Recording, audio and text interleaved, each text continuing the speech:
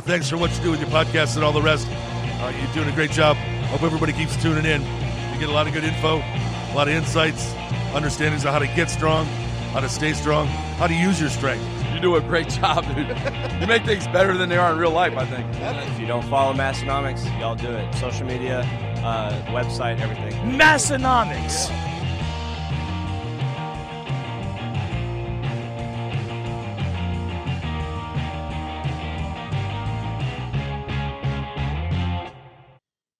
Oh, hey everyone. Didn't see you guys sneak in on us like that. Welcome everyone to the Massenomics podcast, the lifting podcast about nothing. This is episode 452, recorded from the corners of the Dakotas, listened to and viewed by millions around the globe. My name is Tanner. And my name is Tommy. We have a banger of an episode, a special Thanksgiving week episode. This comes out just after Thanksgiving. So, of course, since it's Thanksgiving week, we're going to be talking about the pros and cons of home gyms. No better time for it. Because wouldn't that be the obvious Thanksgiving week topic of discussion? I don't even think we even need to mention that. People just knew what this episode was going to be about. Yes, it was just assumed that that's what we were going to be discussing this week. That will be our title topic, so you know what that means. When the sound of Disturbed hits, it's the title topic. But first, I want to tell everyone about, I'm just double-checking dates. So, yes, if any of these I'm double-checking, make sure they go through Monday, December 2nd, because that's when this episode actually will come out, as Sunday and Monday. So, yes, the Strength Co., the Strength Got Co., their Black Friday deals start.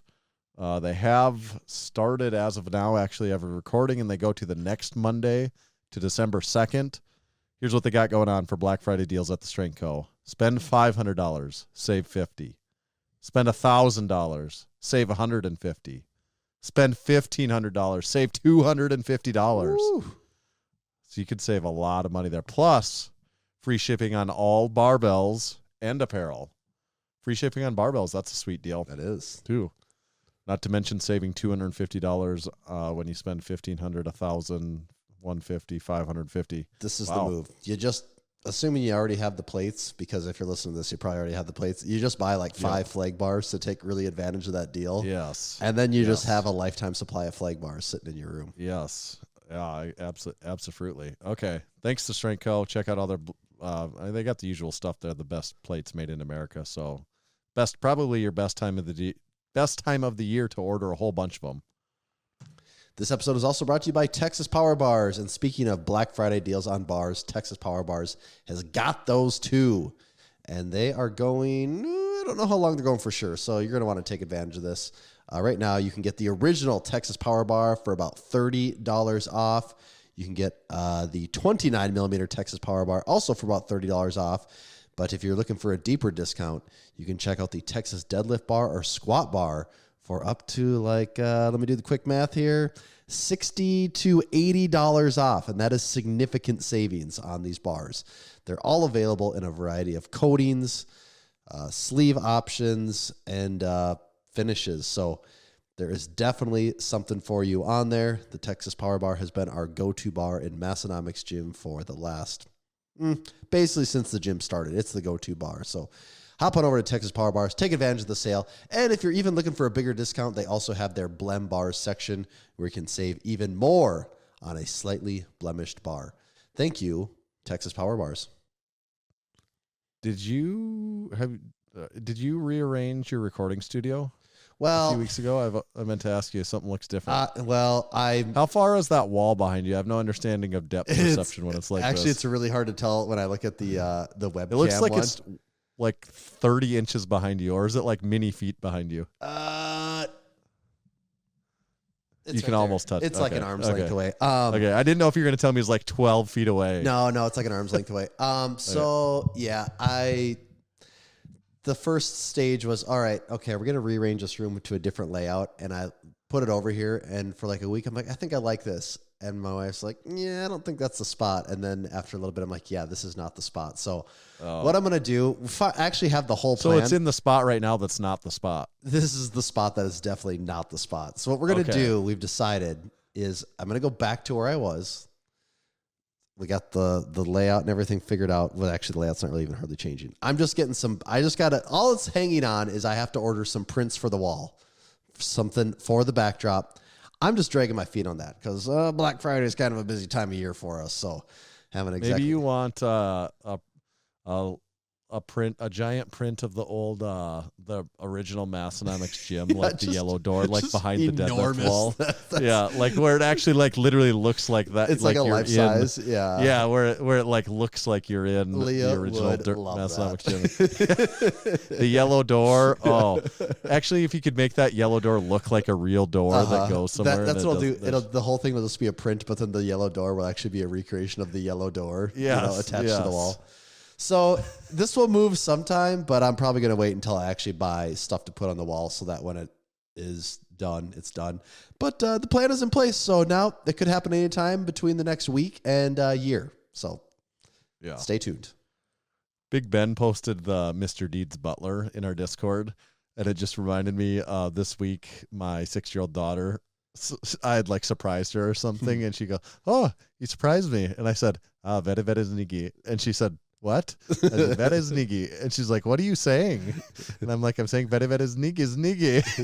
We went on for like a minute or two about me. She was getting mad because she wanted to know what I was saying, and I just kept saying vede znigi. Mr. Deeds Butler. Classic. Yeah.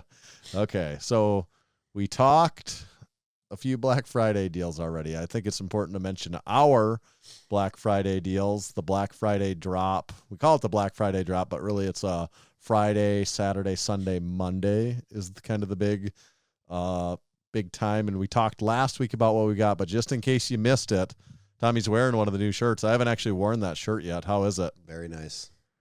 Yeah. Very nice. I got Vede Snigi over there wearing that shirt. What was the official color of this shirt? Wine. Is it wine? Okay. I was going to say that, but I'm like, am I wrong? Yeah. So this is the wine gym shirt. It's amazing. It's so comfy and just relaxed and nice. Yeah. So the wine gym, Massenomics gym tee. Where does it rank? Now we've had that shirt on 4 colors. Oh boy. Where does it rank? We had black. This one has some major novelty factor and going royal for it, blue, being that it's wine. It's wine, which is a color we've never done ever, and then also it's on the comfort colors, so it's a different fit. So this, just on those alone, it might put it at the top of the list. For me, it probably does. I've always been a kind of a purple color fan too. I can definitely see how some people wouldn't appreciate this as much, but this might be at the top of the list now for me as far as the gym tee goes. Okay. I really like it. I'm always a victim of liking the newest ones the most, though. But I always was a sucker for the royal blue. I was going to say the blue one was really always just, man, that one was a workhorse one. That one just, it was just great. Yeah. That's still in my rotation. Okay. So we had that. The other new tee was our, I guess, are we just talking about everything? Because this comes out in the future. So was our Crispy Boys. A return of the Crispy Boys tee. Crispy Boys. Yeah, we had Crispy Boys 1.0 tee, we had Crispy Boys 2.0 tee, and this is really just a remix. Crispy Boys 1.0 redid. Yeah, it's not like 2.0, it's not 3.0. Yeah, right. So we got the Crispy Boys. I think if you look over my shoulder, you can see some stacks of those right now, just waiting to ship out to people. I actually rearranged the fulfillment center to get this optimized for D-Day coming here soon so that I can hopefully be fulfilling as efficiently as possible.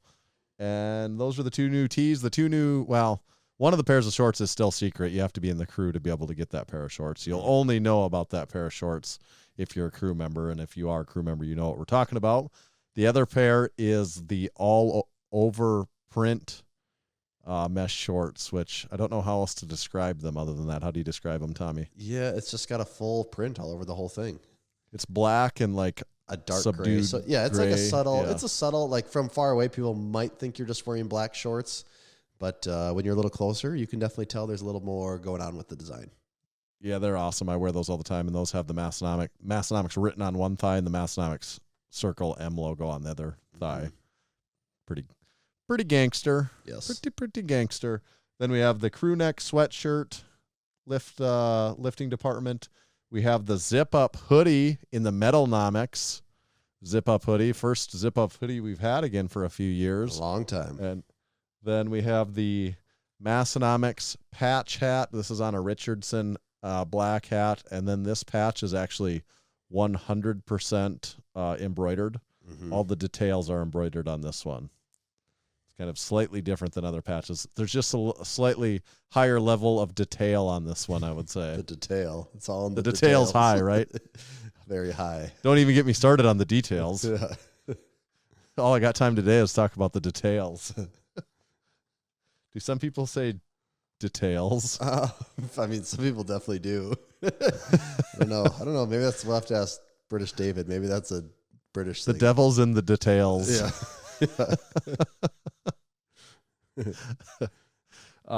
Koozies, free koozie. Well, I'm talking about stuff now that won't even matter because some of that stuff will be gone. But yeah, the first 100 crew orders or the first 100 orders get a special limited edition magnet. The first 400 orders get a lifting department koozie. I also forgot to talk about our fanny packs that we brought back. Actually, new ones, Can new and comfortably improved fanny fit. packs. I was taking pictures today. Comfortably fit 3 Crispy Boys in there. Could probably even fit 1 or 2 more if you really worked at it. But 3 That's is a fourth of a 12er. Yeah, it's You go a third of a 12er. means you only get 4. it means you only need to go to the fridge 4 times is all. I would wear 3, 1 across my belly, and then 2 crossways over the Crossbody, chest, yeah. almost like a Rambo sort of thing. Yeah, I like situation. it. I like it. And then you got your full 12er for the day or whatever. Yeah, well, I said it only fits 3, so you'd need 4 packs. So you could just do one One fanny on the pack on the back, front too. and 1 on the back. There you go. Right. I You're like set. that. Was that all the new stuff? Then we also marked several tees going to be marked down to $14.99. Yeah, I think that's everything. Sweet.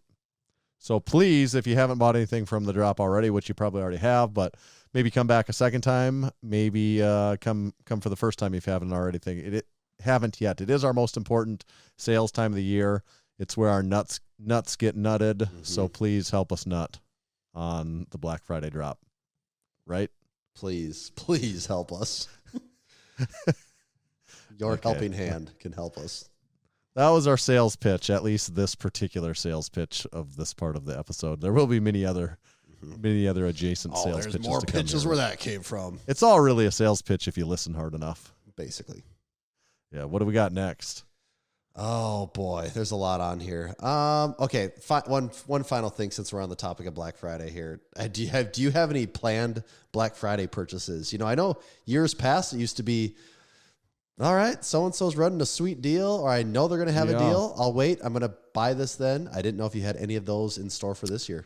Nothing planned at all, but it's not impossible I could become a victim of the moment. What I've found more as of recently on the equipment stuff is I don't have a lot of strict needs. Yeah. So I will actually, if there's a really sweet deal, I can be enticed in a different way than I used to be able to because it was more budgeted strictly before. And as like I had a priority list and I'm like, nope, that might be a good deal, but I have 4 things that I need more than that. And now it is kind of like, I don't know, convince me, Right. you know, like, Yeah. you know, make me feel like I need to buy this. Like, is it that much of a deal? So if there is something like that, then maybe, but I have nothing in mind. How about you? No, I don't either, actually. I mean, the Texas Power Bar, Texas Deadlift Bar is high on my list of something I would want. Yeah. And now is kind of the time to do it, but I still really want to buy the rep-ins, and I might pull the trigger on that. I mean, they're not having Black Friday sales deals on those. What's really holding me off on just wanting to buy them is that their orders are out like 3.5 months. Like that's the most annoying if you could thing just in the world. order it and have them in a week. Like I would have probably ordered them already, but there's something really annoying about parting ways with my money and then having to wait many months for a product that's not customized, you know, like it's just right. And I get it. They're just so backed up because it's so popular. So are they are some people, they have delivered on product. It's yeah, just I think they started shipping in, was it October maybe? People have been getting them. I mean, there's several people in the crew that have them, I believe, but I just checked the other day, and if I want to go order them right now, it says something like delivering like the middle of April or something, and that's not very exciting. No. So probably nothing for you necessarily? No, I mean, maybe if something small. I don't have any big items I want to get right now besides the rep-ins. So, yeah, No plans at the moment. Okay. Anything outside of gym equipment? Actually, that's a good question. No, not really. No. Yeah. I don't either, unless it's like also a Christmas present that I haven't thought of yet. Yeah, I'm it would. oh, I that mean, could be something like that, maybe. But yeah, I Right. don't have any like purchasing plans for myself as of right now. I want to do. This is sort of a build off of last week's. Old man complains about coffee prices. Oh, Now I want you to guess the next thing I want to complain about the price of that I experienced this week. You wrote ranch down. I don't know. Is this in reference to ranch? What? Not ranch dressing, no. But you're on the right. You found the right topic here, actually, surprisingly. So complaining about ranch. I don't think you're going to become a rancher, so I don't think you're looking at a country ranch. Ranch. I don't know. I don't know what this would be. So, Jack and I went out to eat last night. Oh, we went to a at the place in ranch. Aberdeen that I haven't been for years. Literally, we walked inside, and I go to Jack. I'm like, "Oh my God, since when does it look like this?" And he's like, "Oh, they did this like a few years ago." And I'm like, "Wow, I have not been in here in 2 or 3 years." Have you been there? Because it is completely different inside. Not the one in Aberdeen. Our kids love Pizza Ranch in town, and that's like the one place they'll actually eat food. So Leah ends up taking them way more than I do. She tends to, for whatever reason, go when I'm not around. But they probably go once a month at least. It's been a couple months now since I've been to Pizza Ranch. So okay, so you probably already know this then, but for Jack and I to go eat at the Pizza Ranch, which for anyone that Pizza Ranch is regional, so some people don't know what Pizza Ranch is. I know we've talked about it on here a number of times, Lots but of times. Just so you don't know, Pizza Ranch it's a buffet. You can order not buffet, but nobody goes there and doesn't get the buffet. Like you go there to get the buffet. Yeah, you might occasionally see the delivery Pizza Ranch van. And you usually wonder why are they getting Pizza Ranch delivery? That to order? Yeah. Like if you're getting delivery, do not get Pizza Ranch. They have pizza, chicken, a salad bar, mashed potatoes, corn, soup, soft serve ice cream, chicken really wings, good dessert. They're well known for the pizza. dessert pizza, cheese bread, stuff like that. And it's pretty good. Yeah, overall. It's fine. Like the pizza's not that. I've always been I always make the comment that the pizza's not that good for something that's called the Pizza Ranch. I'm like, the pizza doesn't like blow me out of the water. It's fine. Anything. It's fine. Yeah, it's fine. But it's also not like the shittiest. No, it's not. buffet It's like food. it's not bad, but you're not like, oh my God, this pizza isn't good. Like, it's just like it's fine. It's like right. The fried chicken is good. I always say good. that the fried chicken is quite good, but the prices have certainly gone up since I used to be I used to go to the Pizza Ranch a lot, like when I was in college and when I was in high school, and as one does. And now I go apparently like once every 3 years. And for the two of us to go, guess how much it was? Is it like 12 or 13 a person? It might be different for the different time of day. Right. Well, what time did you go at? We went Sunday at like 5:30 p.m. Okay. Yeah. Okay. So you're thinking it might be like $25. Well, for the two of you, I would say, at least between, in the ball, at least 25 would be my guess. At least 25. It was $34. 34, really? Yeah, $34. 17 a person? Yes. Really? Yes, it was $34. Wow. Jeez. Which is which I was like, to go out and spend $17 on a person on a meal would not be abnormal, especially if you're going to any kind of restaurant. Like, it'd be probably hard not to spend that much, but Pizza Ranch doesn't feel like a place where you would spend that much to go. Yeah, especially when I mean, this is definitely putting on the old hat thing, but I remember, and that's the theme of this. I remember going, because we'd always go in high school. $8. Yeah, I remember it was like $7.50. Yes. Wow. That's 17 a person. Jeez. And I don't know if evenings are more expensive than you go for lunch. I mean, the food's exactly the same. I think evenings are more expensive than lunch, I'm pretty sure, but right. But that's does not okay. I mean, but just based on your reaction, yes, that seems expensive, right? I agree. That seems like a lot. I'm curious if it's like actually on their website anywhere here.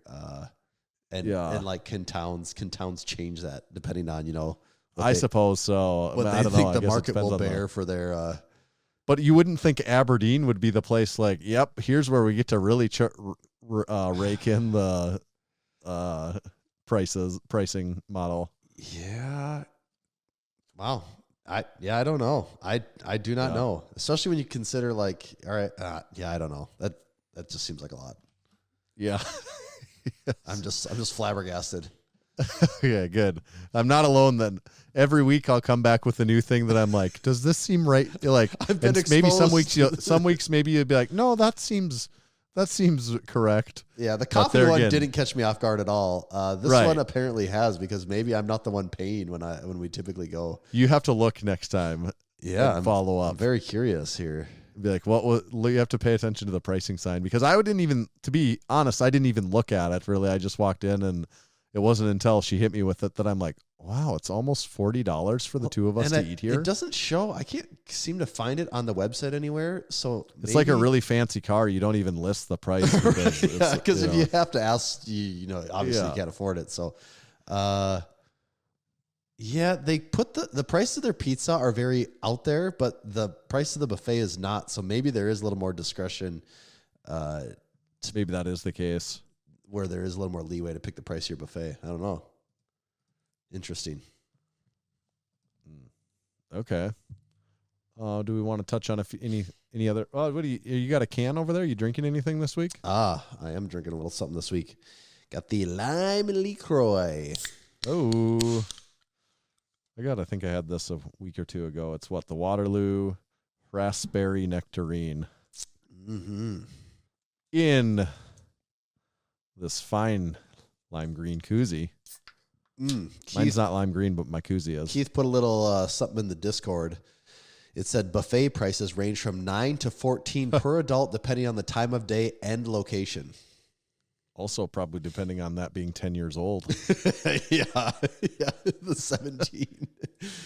I don't know. Aberdeen one might just be taking advantage of people there. Maybe they are. Not a whole lot of buffets in town to pick from, so they might say, hey, you know what? You want a buffet? Supply demand. Yeah. That's possible. Okay. Some of these topics are actually almost kind of home gym adjacent. Yeah, they are. So I'll just wait on a few of those. Okay. Yeah, we're just gonna. Yeah, I'm just ready to. I'm so ready to get into this. Okay. Well, let's maybe do a little supporting our supporting members. We'll do that. This is a relatively new segment of the podcast that we've been doing for about 4 years now. That's how relatively new it is. Where we give back to those that support us. You can also support us by going to Massenomics.com/join. That's where you'll see our supporting membership options. And it'll also tell you some of the stuff you get with a supporting membership. It's the only way you get in our Discord. You get a discount code. You get early access to drops. You get some special merchandise that isn't available to anyone but you. We send out mailers a few times a year where you get a little surprise that only supporting members get. All kinds of cool stuff, actually.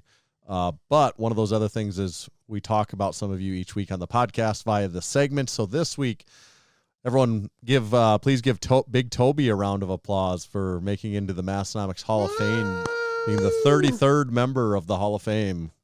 Big Toby in Arizona. We'll also be seeing him soon in Crew Falls to award him his cup. Brig Brandon L. competed in his second meet. 485 squat, 275 bench, 523 deadlift, all PRs. And it looked like he was with a few other crew members there that were competing or there at the meet. It was Matt, Big Sam Brown, and there was one more. There was 4 of them in the picture. Who was the 4th crew? Was it Lou Nutter? Might have been Lou Nutter. Can't remember, though. I don't know Maybe if I I'm saw making that that one. up. Yeah, I don't know. I might be making that up. And then Big Chief, crew member Big Chief with Big Sergeant Anderson. And he was there when Big Sergeant Anderson was awarded the St. Barbara Medal. Oh, wow. Yeah. Prestigious. Yeah, so he won strongest couple this year at the Lift Hard Live Easy Classic, and now he's gotten the St. Barbara Medal all in 1 year, so big deal. What can't he do? Right. Big Flower Child competed in powerlifting meet. He had a deadlift PR of 300 kilograms. That would be like 660 pounds.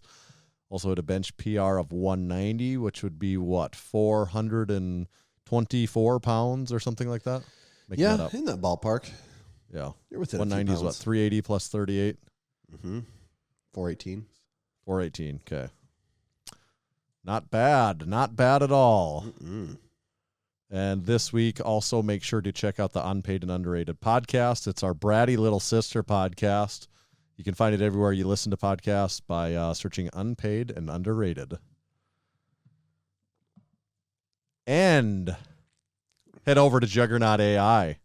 It's juggernautai.app. That's where you head out specifically. Since 2009, Juggernaut has been the trusted training resource helping tens of thousands of athletes reach their goals, including a couple guys right here on this podcast. From beginners to world champions, Juggernaut AI can help you. I think we're the world champions. We're definitely not beginners, so no. we're So world champions you're either beginners or world champions, and we're not beginners. We've been doing this for a long time. So yes, we are, by process of elimination, we are world champions. You can become a world champion too by signing up for Juggernaut AI. Use discount code Massenomics when you sign up. You have to sign up through the web browser. That discount code will save you 10% for the lifetime of that membership, and we get a little something in return. So it's a classic win-win-win scenario. Everyone wins at juggernautai.app. And this episode is also brought to you by Barefoot Shoes. I'd love to tell you if they're having a deal, but I'm not aware of anything yet. But if you want to save money, you can always use code Massenomics. That'll save you 10%. If you're looking, that's a deal. If you're looking for what to save money on, may I recommend some items to you? We are big fans of the Ursus Low Top. The black suede with the gum sole is always a classic go-to. It is a little more incognito and fashionable, so if you don't like the barefoot shoe look, that might be a good in-between one for you to get started. If you decide to go in on this a little more, the Ursus High Top in suede has also been a favorite of ours. Always great. And then, if you're looking for something to battle those elements a little more, there's the Bruin Boot. And always a great item to have around these parts of the country when winter's hitting. And now they have also added the Patriot Boot to the lineup as well. So if you want a Made in America option, they got that too.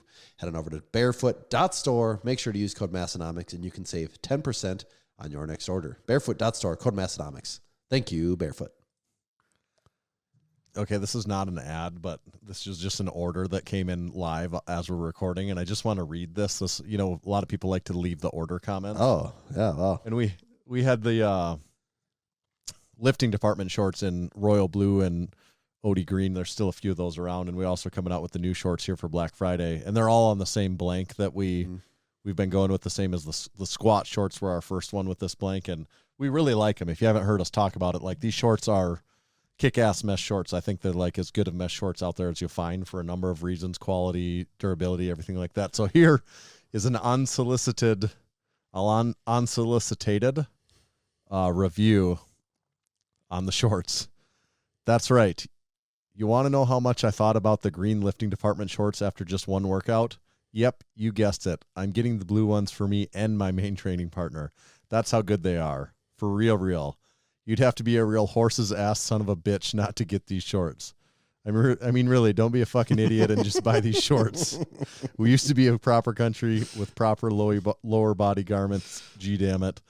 Then the lift kilt happened. Then the goddamn gales of November came slashing.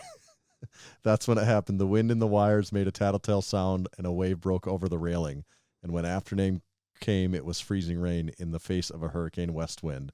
Anyway, I think we all know what happened after that church bell chimed till it rang 29 times. Gordon Lightfoot wrote the greatest ballad in the recorded history of mankind.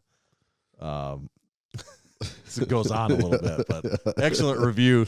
Yeah. The main takeaway there, also, for anyone that doesn't know, that's going into the SS Edmund Fitzgerald, but which I love, and I also love the review on the shorts. That was top because the shorts are really great. The shorts are great. They're great shorts. Very good. Incredible shorts. Oh, thank you, Disturbed. So you know what that means. It's time for pros and cons of home gyms in 2024. Are we going to let everyone keep listening live? Maybe for a few minutes, maybe. Yeah, let's give them a few, not the whole pro and cons list, though. So we talked about format. We've both made some notes on this. What we're going to do is say a few pros, say a few cons, say a few pros, say a few cons. We're going to go back and forth like that. And I think we're trying to be objective about this, right? I've really been a guy that's lived both sides of this. So that's what I think is interesting is you train in a home gym now. I don't. You used to not for a really long time. You're relatively newer in the home gym process. Less than a year into it. Yep. So, and Massenomics gym is weird. It's got elements of home gym in a way. But it's not one, so I have a slightly different perspective probably, and we're kind of in tune with the home gym community. Right, we understand their wants and needs and deep. We've desires. been to Home Gym Con, and there's a lot of pros. I also think there are some cons. So at the end we'll decide. Maybe we'll decide which side won the battle. Okay, we'll just kind of keep a loose feeling of a score in our head and see where it's at. Okay. So, all right. Who wants to be the leadoff hitter here? Maybe you want to go first. Okay. And do we want to start with cons so that we end on pros? Okay. Yeah, that's good. Okay. Maybe we'll run out of one eventually and we have several, maybe there's where there's not enough to keep up, but. All right. The first con that I'm going to say on the list is price. And now I think some people, I would say they're not intelligent people. Oh, actually, no. Actually, I gotta take this back before I start insulting. Coop recently had a video where he was talking about home gyms and how the number one thing was it's a great way to save money. And man, I know that it is possible, but damn, it is to me a bad way to try and save money. It is so it is expensive. And now there's a lot of variables in this. It depends on how much your gym membership is right now and how crazy or cheap you decide to go with your home gym. But I can say as of right now, it's going to take me I'm not even a year into this, and it's going to take me a decade to recoup the costs. Now, I get it. And what are we going to assume you're not going to buy anything else? Right. That's if I was done right now and I never bought anything else. and I get it. Assuming you buy quality stuff, it does hang on to some resale value. So it's not like you're just dumping money out. But as far as actual just straight up costs to your wallet, starting a home gym is going to put a dent in it for sure. Yeah. Key said you can't put a price on convenience, but actually you can. I'm sure he has a spreadsheet that puts the exact price on his convenience. So as a matter of fact, you can put it in. I'm a firm believer you can put a price on anything. It's I mean, if you told me, all right, you can't have a home gym, but we'll give you $100,000 this year, I'd say, screw it. Don't even like home gyms. I'm going down the street. Don't care. I'll take $100,000. Anything for a price can be bought. So that's I think is the first con. Tanner, you own a gym. You've bought some pieces of gym equipment. How do you feel about that? Well, that was one of the tops on my cons list. Also, for everything you said, obviously, I have $100,000 of gym equipment. So, I also, to be fair.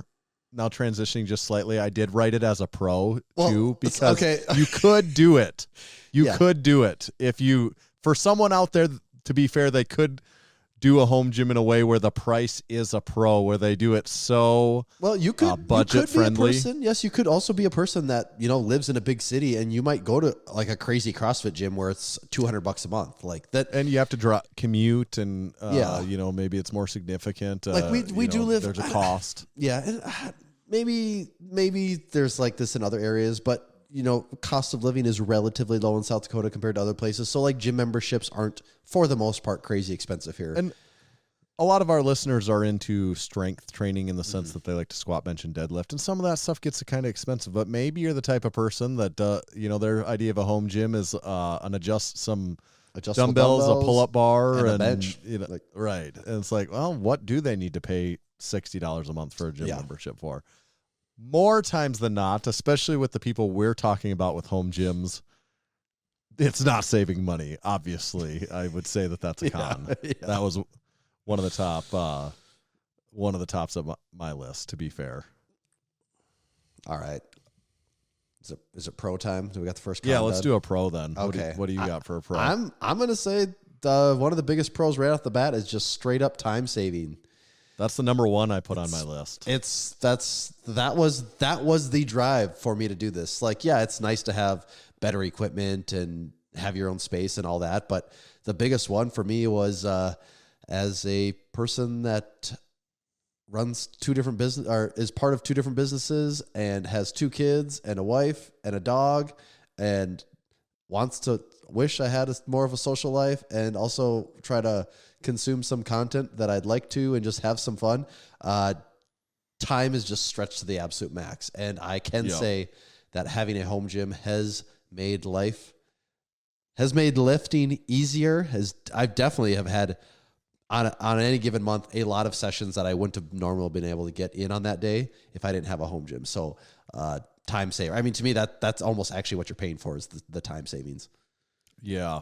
And with every single pro and every single con that we list, there could be someone on either side of the fence that's an exception to every rule. Oh, I actually, like, to be fair, I actually believe a lot of my list, depending on who you are, one of the cons is a pro for you and one of the pros is a cons for the next guy. That's what I was experiencing. And because like time saving is what I put number one on my list. But then I'm also like, for some people, like in Aberdeen, is that like a huge thing? Right, you know, in Aberdeen, right. Because you can get anywhere within. The gym's in the middle of town. I lived on the edge of town. It still took me 6 minutes to drive there. That's what I'm like. Anytime I go, it takes about 5 minutes to get there.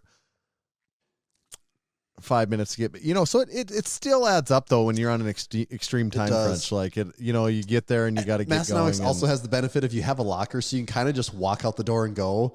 Where like when you're going to a gym, you kind of got to get your water bottle ready and you kind of got to make sure you got the right things in your bag. And it's more of a process than Massenomics where the locker is just sitting there waiting for you. And if you live some places, it might be a 30-minute trip to the gym.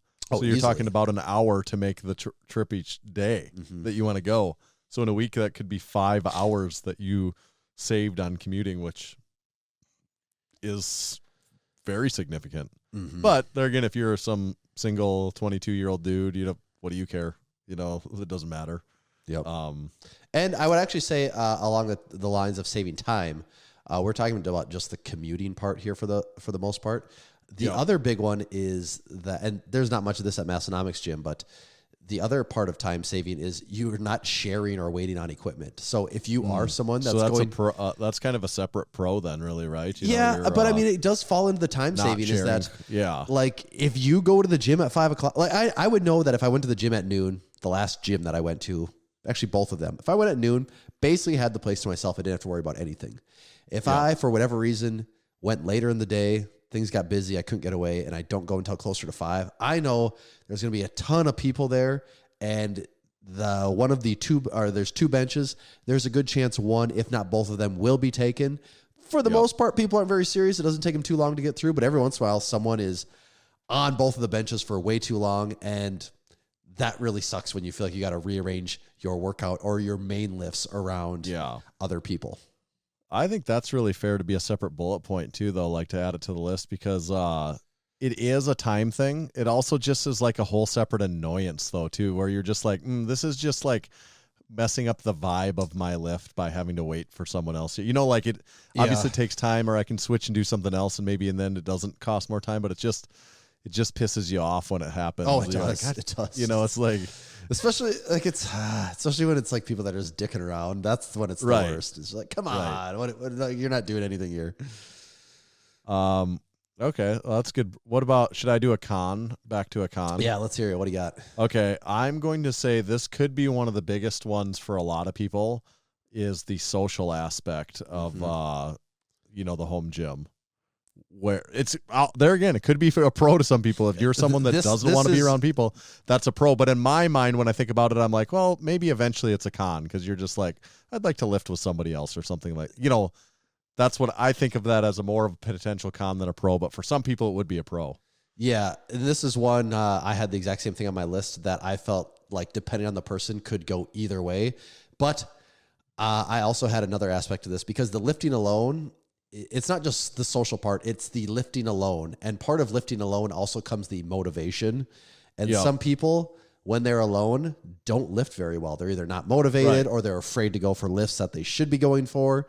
And they're holding themselves back or not training as effectively as they could be. So I totally agree though that I think this is a con. That was one of my favorite parts of Massenomics was the social aspect of it, of having sort of like this guys club and girls where you'd go and hang out and just like catch up with people, and you kind of knew where everyone was at in their training, and you kind of don't really schedule meeting up with the people. You just show up there, and like some of them are going to be there. Sort of have a good idea that like so and so is probably going to be here, and if I don't see him today, I'll probably see him the next time I'm here, and you kind of know where people are at with things in their life and with their lifting, and it is just a good way to keep in touch with people. Now, the internet and Discord and Instagram has made that much more easy to, sort of make your alone home gym sessions more public, where you can share things. But there still is something different about someone actually giving you a spot, giving you a lift off. Well, that's what I was going to say to go along with it is the spotter, specifically the spotting, from and then see, a lot of times it's fine. Like you might, when you're at a public gym, you might get a spotter because you can, and like especially at Massenomics because it's like someone and it's just like, hey, can you spot me on this one? And you'll just be just fine to do that set at home without a spotter. But occasionally you might be like, I'd really like a spotter for this set. It's been an adjustment for me. It has been like, and now that I'm actually hitting some heavier weights, and I feel like for the most part I have got over it. But if I was starting out early, it would. Like now it's weird of me thinking back because we always had a spot because there was always people in there. We had a spotter for so you everything. always have a spotter. Yeah. Especially like on bench days. Like there was always someone on the spotting platform on bench when you were going, at the very least to give you a handoff. And now to think back, like if I was just starting in my home gym, that's a really weird thought for me to be like in those foundational years to just be going it alone. Right. Okay. What do we... Back to a pro then? Yeah, it's your turn for a pro. Oh, a pro. Flipping this around a little bit then, it's somewhat the opposite of the social aspect, but a different way of looking at it. I would say the privacy. Mm-hmm. No, I mean, I am just flipping this the other way, but I really just look at it differently. The con is the lack of the social aspect. The pro is the privacy that you gain, where maybe, you don't feel like talk. I don't really know how to articulate that. You know what I'm saying though on the privacy, where it's just you own the spot. So do you not want to talk to anyone that day? You don't got to worry about it. Do you want to bust out your camera and not feel guilty at all? Or weird? There you go. That's a good point of what I mean on the privacy. Yeah, then, yes. I put do whatever you want /privacy /filming because filming's a really good example of that. Yeah, you can be discreet about it in the gym, but at the end of the day, some people are just weird about cameras being out. And then also you have to be kind of weird about not trying. I shouldn't say weird. You have to be kind of conscious about not trying to get people in that don't want to be in. Like filming is always just sort of an odd thing in most gyms. Don't got to worry about that at all when you're in your home gym. You can do whatever you want. And then along those same lines, if you want to like try out exercises where you've never done it before, you don't have to feel any feelings of self-consciousness or weirdness about, I don't know how to do this exercise, or I'm rigging something up the way it's not typically supposed to be done. You can try those things and not feel like a dumbass because you're just in your spot doing your thing. Right. Yeah, I agree. Con next on the list. Okay. All right. This is actually this is another one for some people. This is a pro. I'm actually, this one's like about 50-50 on me. I could put it in either one, depending on how you want to look at it, but I'll just say con, because I didn't realize it at the time. Starting a home gym, you don't realize you're actually starting a second hobby, and that is the hobby of curating and running a home gym. It's not really lifting even, then it's the whole separate hobby of the home gym curation. There is the hobby of working out, which is why you started it. But with it comes another hobby that a lot of people get sucked into, and that is, the curation and collection of the whole thing. And, whether that takes you down the road of vintage weights or really expensive high-end shit that is nice, but also not necessary. Or maybe it's just like you just are always a project like I did this weekend.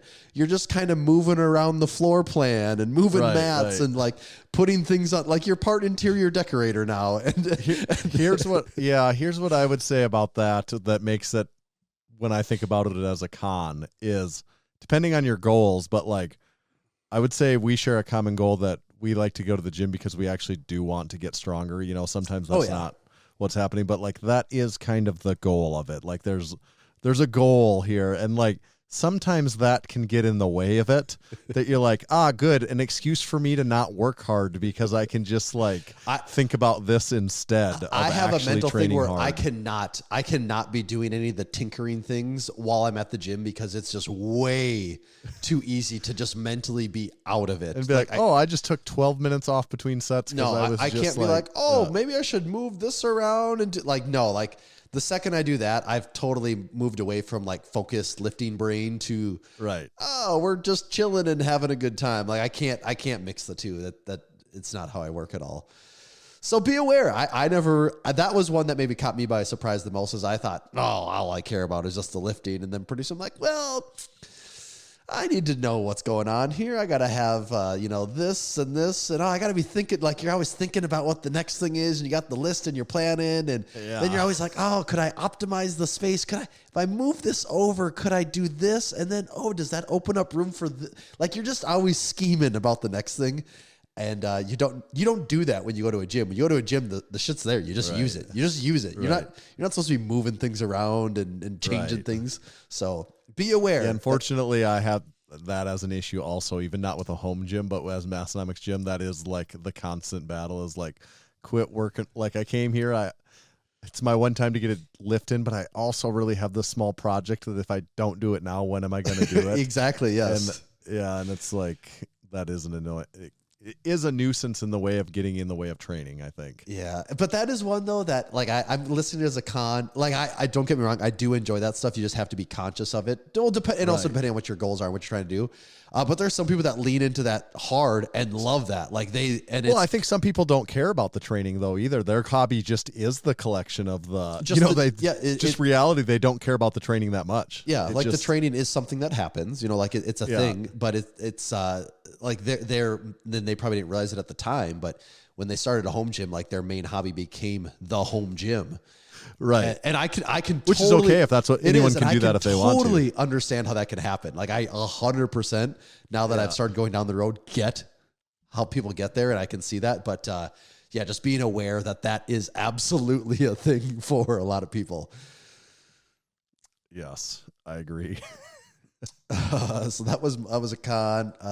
Pro. I'm trying to think of what one.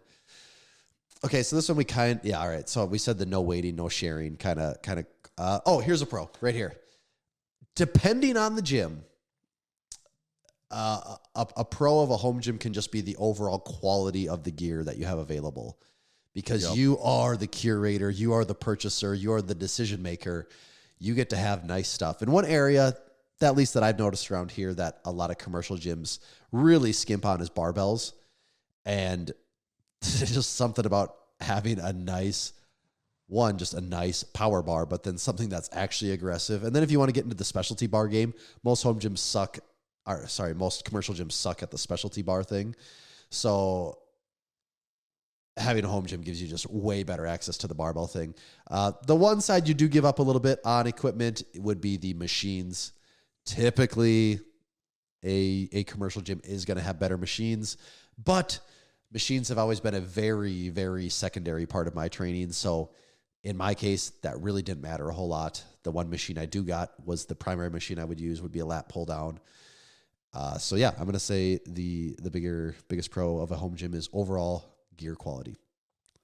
Yeah, I basically had that broken down exactly like you. Pro, I had getting to choose your equipment, to hand pick it. And for con, as far as equipment goes, I said minimal specialized machines for those that do that. So like if you're into bodybuilding style training, you're not going to have Juji Mufu's home gym probably. Yeah. So if you're we all wish we did, but like you said it too. And that's exactly what I wrote down on the con side. It's specifically machines, because that's the thing that most people aren't going to have a lot of in their home gym. Some people, there are exceptions to the rule. Some people have enormous home gyms and start to amass like as many machines as a commercial gym, but that would be an exception to the rule, not the rule. So I think if you're not able to really get much for specialized machine equipment, but the big pro is, I agree, you get to curate your equipment the way what you want, and not be like, oh, this place sucks. They never have any strength co plates, Yeah. Like they're never going to get them either. Like I know they're never going to It's get never going to strength co happen. plates. All the bars are just like the smooth bar that just has like the lines of knurling etched in. There's not actually a knurl on it. They just drew on knurling. Someone just drew it in. Yeah. So, stuff like that. It's that's what you get with a commercial gym. Should I kick everyone out for the rest of these so that some of them are fresh? Oh yeah, I think so. Okay. We'll say we're at the half. We're Second pull. halfway there. Yeah. We got a little bit of Lifting and drinking is all I know. Hit it like 5 more times, Tanner. Here we go. Hey guys, Tanner from Massenomics here. I wanted to talk to you about safety. Safety should never be an accident, especially when it comes to your favorite beverage. Say goodbye to constantly fumbling around the gym, looking for a place to safely set your drink. Say hello to the Drink Spotter. The Drink Spotter will revolutionize the way you enjoy your beverage of choice in the gym. The home gym. The Drink Spotter is made in the USA. It's built from heavy-duty 12-gauge stainless. 12 gauge. You guys get it. Yeah, you have one of those if you're listening to this. You get it by now. Okay, so what am I doing? Am I doing a con now? I think you're on to a con. Yep. Okay. I am going to say a couple of these. It's hard to even parse them apart from each other because I'm like, well, it's kind of saying the same thing in different ways. But I'm going to say this is also to the equipment limitation. I'm just going to say the space constraints. Mm-hmm. It's kind of the reason you can't have unlimited equipment because you're going to be constrained by space. Most people reasonably are going to have only so many square foot to work with in a home gym. So you play this puzzle piece game. There again, some people love to play the game. So that's kind of, it's all about the game and how you play it. But I would say overall, the constraint of space is a limiting factor and a con of a home gym versus at a commercial gym where they're usually dealing with relatively unlimited amount of space where they're going to have, they can have 60 treadmills, not necessary, but like they just have this open floor plan where they can just put whatever the hell they want to in alleyways of turf. Right. I 100% agree. I also had space written down, and space to me maybe covers the widest range of things because space turns into like a cost item, not only from actually spending money, but also an opportunity cost. Like in my garage, it's how much of your garage, your actual garage, are you willing to sacrifice? You could go full Nathan Thomas mode, who we have a gym tour on, where they have basically a 2-stall garage that's 2 deep. So it'd be like a 4-car garage actually. And they have just decided their entire garage is a gym. They don't park any cars in there. They have kids. They didn't really have kids' toys in there. They didn't have anything. It's just a gym. And I can 100% see the lure of that and the attraction of that. But there's something for me right now that's nice about having 2 cars parked in the garage, especially when these brutal South Dakota winters start hitting and you have kids that you got to, run around. So yeah, the space thing, it sucks because you're just always playing this game with yourself of what can I do? Well, okay, so for example this past weekend, I added 1 additional stall mat to my garage. So now I have 3 that go vertical. So that is 12 feet in width. And then I have 2 that are sideways. So that makes it, 6 by 4. Also 12 feet then. Yeah. So yeah, it's 12 by 10 is what my space is now. And it's a nice, even rectangle. I kind of had this stair step thing before. Yep. And it did eat a little more space in the garage. Not a whole lot more because I did have this weird thing going on before. Yeah. And now it's more squared But it does take a little more. And I'm like, God, this feels great. Like if I just do this again, how much better would it feel? But at a certain point, you're like, well, but now the kids don't even have areas to put anything. So what has to give probably next is my car going outside. I'm like, well, my car kind of sucks. So like maybe that's not a big deal for it to go outside. But the car being outside really, for where we're at, really only sucks in the winter, honestly. That's it does, but when it sucks bad. It sucks really, really bad in the winter. In the summer, the rest of the time, it's not that big of a deal for if it's like hot, whatever, you roll the windows down. It's when it's covered in 3 feet of snow and it's -10 and it doesn't start because it's been sitting out there for like my car's 2009. Like I know I need to put a new battery in it because the second I'm going to leave it outside, it's just not going to start, and that's the whole thing now. And it is really nice when you live in a place like South Dakota when it's been blizzarding, and like sometimes I can almost forget to put my coat on because you just my go garage in the garage, is heat. you just like, go and in I'm just like, and then I'll get out and be like, wait a second, it's like -15 and I'm barely wearing any. Like I'm like, you know what's really fun is when it's like -30 and you're going outside to strap the kids into their car seats and the wind and the snow is blowing right into the door and the car's freezing. Yeah, that's the worst thing ever. It sucks so bad. Yeah, as a part of it, I wrote down the space thing though too because it's just. There's a lot of garage shit, and like if you have the gym, then you got room for less garage shit. Or alternatively, South Dakota, most of our houses have basements. A lot of people end up with basement gyms, which that's another option. But there's a space thing there because usually that's a lot of times storage for people, or maybe like a second family room or second living area and this stuff. And if it's a gym, then it's not that stuff. And that's just a prioritization thing of and also your family situation, if right. Yeah, just so for some people that's not a big deal, but depending on your thing, like you got to think about it. Like is that what I want to use the space for or not? And for a lot of people, that's like, well, yes, this is what I want to use it for. This is like my favorite use of it, but it is an opportunity. If you're using it for that, you're not using it for the other alternative options. Yes. And okay, looking at a pro then,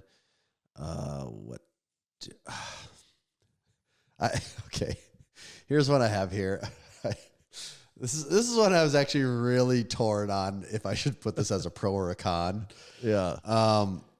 Because I hate it how people do this for everything now. But I'm just gonna say, actually, okay, I'm gonna say it's an investment, and when I really mean that, I'm gonna say it's an investment in yourself and your health more than anything. That is a pro. You're saying like you don't like when people you don't like when people justify things by calling them an investment. Here's an example. Yeah, I get what you're saying now. Here's an example. I'm gonna say, Tanner, give me $10,000. I'm gonna invest it for you. 10 years from now, you're going to have maybe $7,000. You're like, no, that's a terrible investment, right? That's not, what kind of investment are you saying? Yeah. It's like, okay, so like, I don't know, if you do pretty good on used gym equipment and you own it for 10 years, like, do you get 70% of the value 10 years from now? Right. Some of it, you're maybe getting half the value. Like, yeah.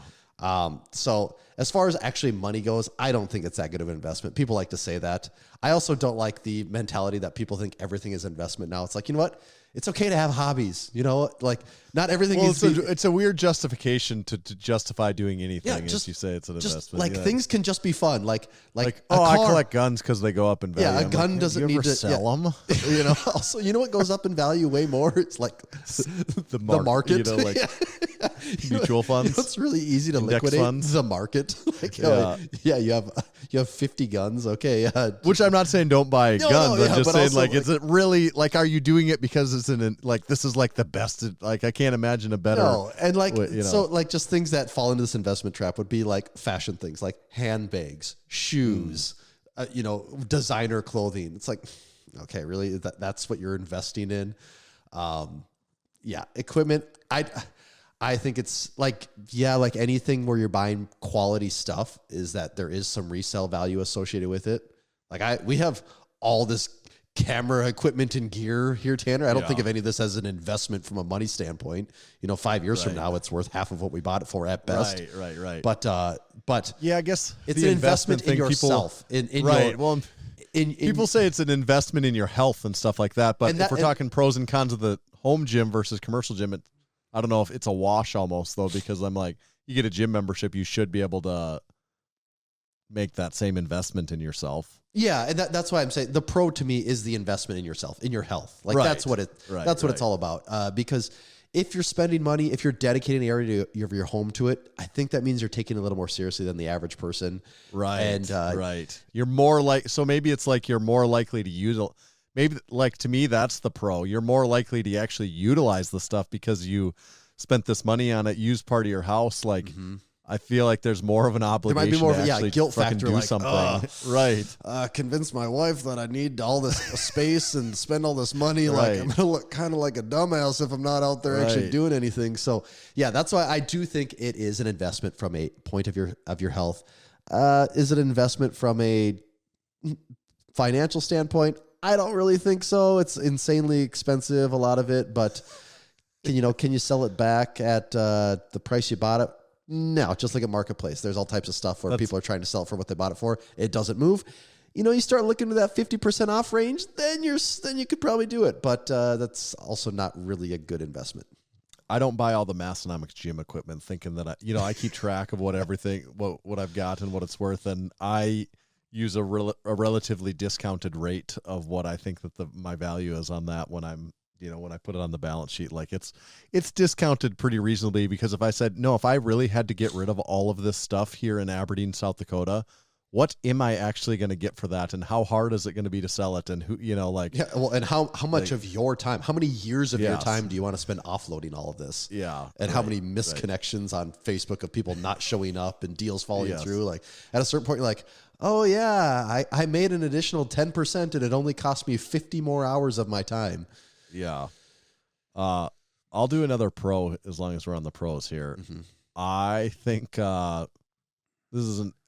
Massenomics gym isn't a great example as the alternative, but I would say the pro at the home gym is, for a lot of people, is the music. You get to control it's very, very cheap to be able to have some sort of speaker playing, and with the way that Bluetooth and streaming services work now, like you basically can listen to whatever music you want to whenever you want to, and that's a kind of a fun thing, I think, if you're a home gym owner. I think that's a really good one. I actually forget about that, because that was one of my favorite parts of Massenomics forever, was having that playlist just bumping, especially. But most commercial gyms, you don't get that. Well, that's what I'm saying is like Massenomics, you just get so used to being like, no, I'm the DJ, I can at least control it. Like when I'm ready to go, if I need my song, I can do it.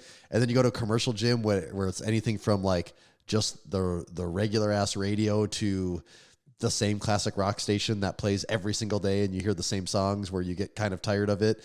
So going back to a home gym and being, here today we got 60s rock radio. Maybe I'm feeling a little more zoned out, whatever. I can just turn on today's hits, and whatever plays. You're the boss. You can do what you want. Yeah.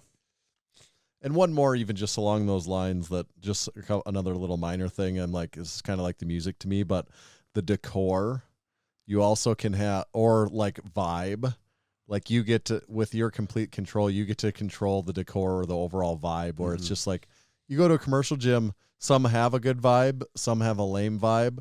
You don't have any control over it. You can control your situation in the sense that you go to a different gym if one's available, but at a home gym, you curate your whole vibe of the gym even too, where it's just like, oh yeah, this is what I like. I got all the Massenomics banners up here, That's where that second hobby comes into play. How much time do you spend curating the space? Yes.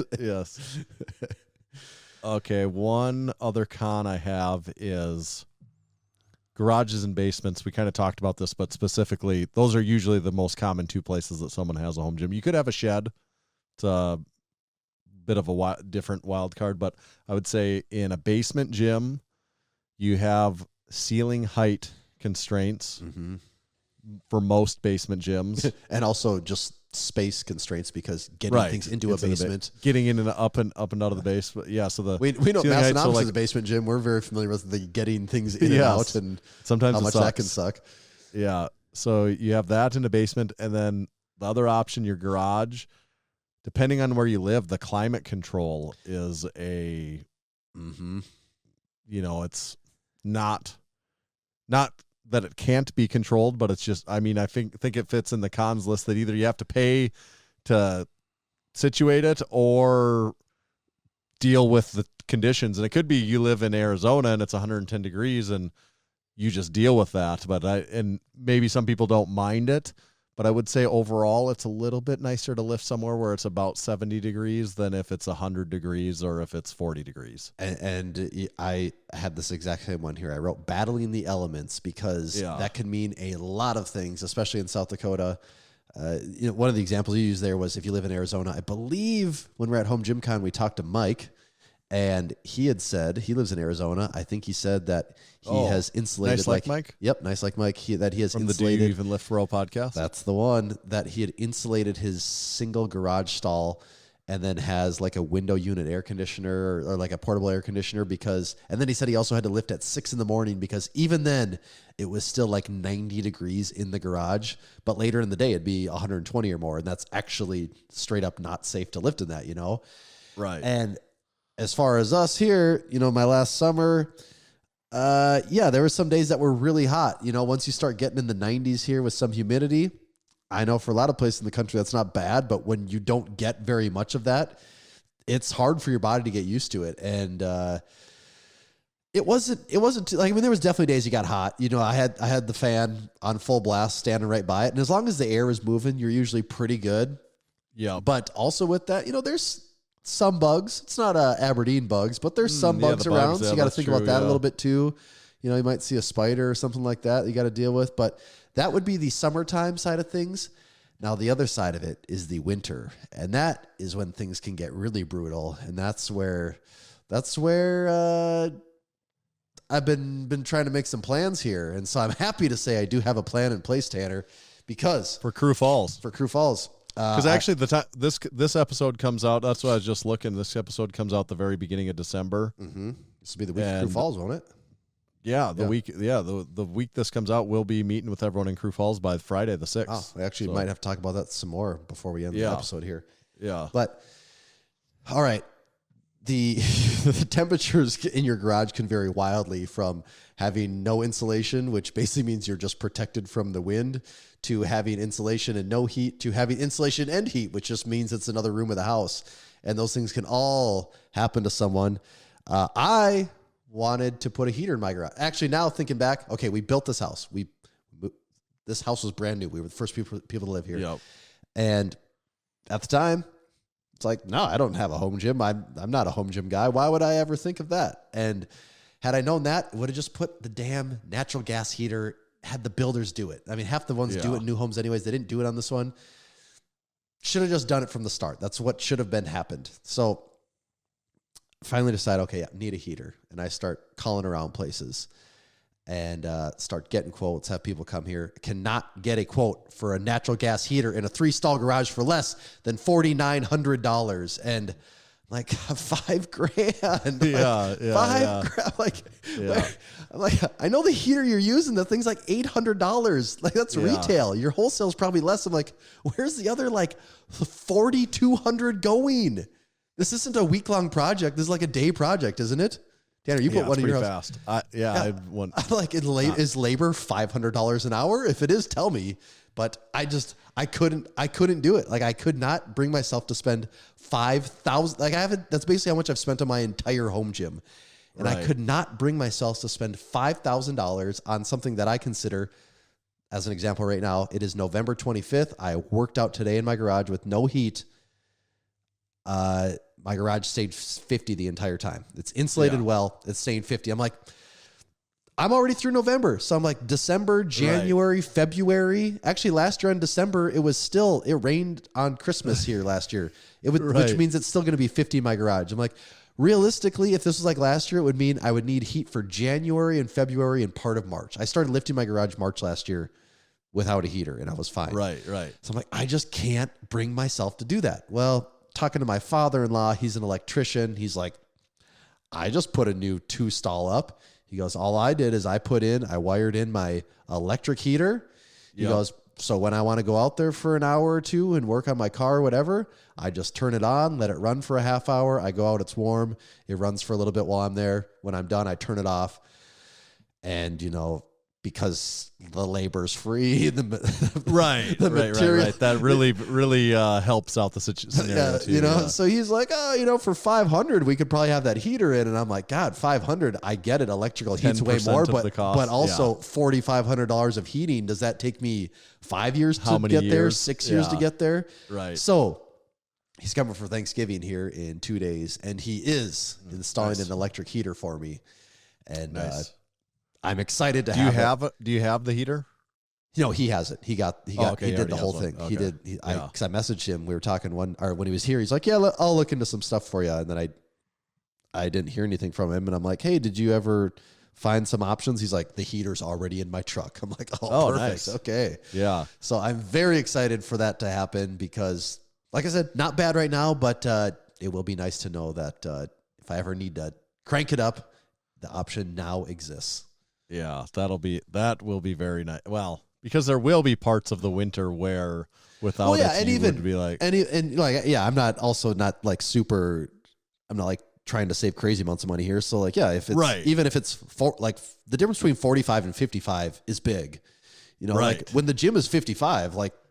I mean, Massenomics might be 55 in parts of the winter. It's like that. So actually, today I was down there. I'm like, might have to turn the heat on eventually here. Yeah. You know, I do not need it to be over 60. Like 60 is actually hot. You know. Yeah. So just the I main don't thing keep is my house that much over 60. right. Exactly. The main thing is when those days do get really cold. Right. And like the wind's hitting just right and everything, and you're like floating around that like 40-degree mark I or can't lower. really lift in here now. Yeah, it'd be nicer to get another 10, 15 degrees in the space. So that's going to be the big one. But the whole thing here, where this all started, was the con was battling the elements. So you just got to know, like, do you need air conditioning in your space? Do you need a heater in your space? If you're outside, in most parts of the country, you'll probably be nice to have one of those at some point. And depending on your setup, your build, your space, those prices could vary wildly. Yep. Okay. I had another pro. Gym rules. You might go to some commercial gyms where you can't use chalk, or they don't want you deadlifting here, or they don't want you deadlifting period, or whatever the rules might be. Your home gym, you're the boss. Nobody tells you. Nobody makes up any silly rules for you to follow that you don't want to. You're the rule maker. Yep, you're not going to show up and there's not going to be some surprise sign sitting there telling you what to do. Right. Yeah, it's not Massenomics gym where they're putting up all these passive aggressive signs. Actually, that was funny. I walked into the gym the other day, and by the sandbags, there was the sign that's just a piece of paper with black Sharpie like on top of one of the sandbags, and it just said, if you're going to use a sandbag, you need to put it away when you're done. Otherwise, don't use them. And I just like laughed. I'm like, no, I didn't do that sign, but I really appreciated the sign. I'm like, well, I hadn't even noticed an issue, but I'm like, I'm glad that someone else noticed an issue and they just knew to make a sign for this. And it does kind of work, because there was like Darren pointed out to me at the gym today. I hadn't even seen it, and it was like, oh, I didn't even make that sign. And Darren goes, yeah, it's funny how even like grown responsible adults sometimes need a little bit of a reminder on things. Well, and I'm like, yeah, that's true. I think for some people it's a reminder, and I think some people also don't even realize where they're fucking up, you know? Right. And then the sign, they're kind of like, oh, yeah, because you're going to read that and be like, have I been putting my sandbags away? Like, you're going to think that. You're not going to just see it and be like, no, and just like run away. Like, you're going to have a second of introflexion, of reflection. So then if you're going to, like, you just have to, then at that point, you just have to be a D-bag to be like, oh, fuck them. I'll just leave my sandbags wherever the fuck I want to. Mm-hmm. Yeah, that's a good point. I'm trying to see if what else you got? That's kind of. I got one more. Okay. I got one last one. And now as I think, it's funny how every one of these, as I think about it, I'm like, is it this classification or is it the other one? But I have a pro that you could be, this ties in with several other things we talked about, but I didn't specifically say it, a pro that you can be close to your family or close to your pets, you know, without the travel and everything. Most of the time, I think that's a good thing. Occasionally, it could be a con in the sense that you're like, I really wanted to get in the zone here. And now it's like, you know, I don't want to take the dog out to go to the bathroom. I'm just making up an example. I don't even know. I just like, right. I've experienced it. I've just been getting ready to get my top set. I'm like getting the camera positioned. I got the music cranked. I'm about to go. And the garage door goes, and my wife is pulling in with the kids from daycare. I'm like, this is not this. Yeah. We're going to like take this down a couple notches for a couple minutes here. And then the kids are going to be, woo, and they might want to do their pull-ups or whatever. And there might be like this 5-minute distraction. And then once they go inside, then it's like, okay, let's restart the whole process here. So overall, I think that's a pro. Overall, yes, it is a pro. But yeah, you do have to realize that also by being at home, you are very accessible now. So yeah, it's like almost too accessible sometimes, possibly depending on situation, but that is better for everyone involved, probably. That's kind of everything I had on my list. That's everything I got. Should we do the final tally here? Okay, yeah. Yeah, I think, the way I'm counting it, I think the home gym is an overall pro. Okay. So, yes. It's a win. Yes, for Get home a home gyms. gym at all costs.